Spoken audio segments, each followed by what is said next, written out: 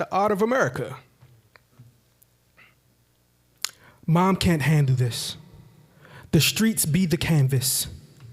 What goes through my mind, bullets and cops tempted to pull it, this beautiful artwork that stains the streets. Beautiful artwork used my blood as a handles by the police. I wish I had the perfect brush, but I didn't live long enough to see. Shades of tears and smeared all over my mother's face, framed around the narrative of fitting the description, mounted for all to see like show and tell since we evolved from lynching. Colorful storylines of a checkered past just to justify the act. The shades and tones of hatred are as bold as the lies stated. I felt threatened. My black can't cover your white lies, but it definitely makes the perfect contrast of the perspective history in this country, a monotone society and a monochrome nation, one race, but will always be seen as black and white. We've been arguing with the artists for years about the art. Needing honest art, be bold enough to be transparent. What kind of artist are you, America? A cubist? Locked away so many of my people in cubes and 5x10 canvases, 5x10 cells, since we no longer sailed in 5 or 10 ships. Maybe you're an abstract artist. Mamie Till couldn't even recognize her son, but you painted him black and blue. Ironically, whites have been beating us red and blue, this flag.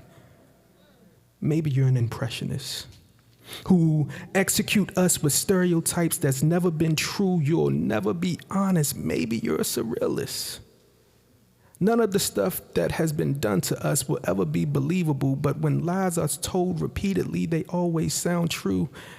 Canvases are expensive. I guess you couldn't figure that I account, so the guess sold to blotch out millions of black bodies to white us out. Praise is the epitome of beauty. White woman smile like Mona Lisa behind the lies of false poses. Exploit the pain of my people and work my heart like Basquiat, like precious artwork. You hang me and my back's against the wall because it's too beautiful and too painful. We Picasso ourselves and cut off our ears so we can avoid hearing hatred. Black people look to the skies. They look to hopes of heaven, seeing 16 chapels in our sights, angels everywhere, but dead bodies on the ground. I got a question. Who gets to put a price on a black life? What am I worth? Clearly, I'm not free. And that's the beauty of me, still auctioned off and sold to the highest bidder. Bitter be the life I live, placed on your trophy as a mantle, marketed my melanin like a Monet masterpiece, knowing I'll never masterpiece, stealing our women in a van and go. And nobody plans to look for us.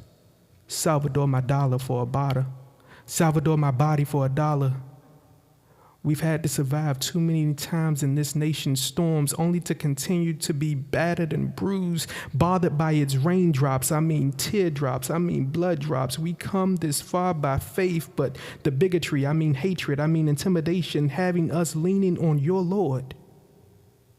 This blue-eyed you, rain hail, bullet shells, that means your thirst for blood, our blood, will continue to reign because white lies our lives, but you'll never be able to wash away our history. So don't dare spit on me and tell me that it's raining. And this is just something that my pen had to witness, and I thank you all for joining me on another Nate experience. Wow, Nathaniel Graham.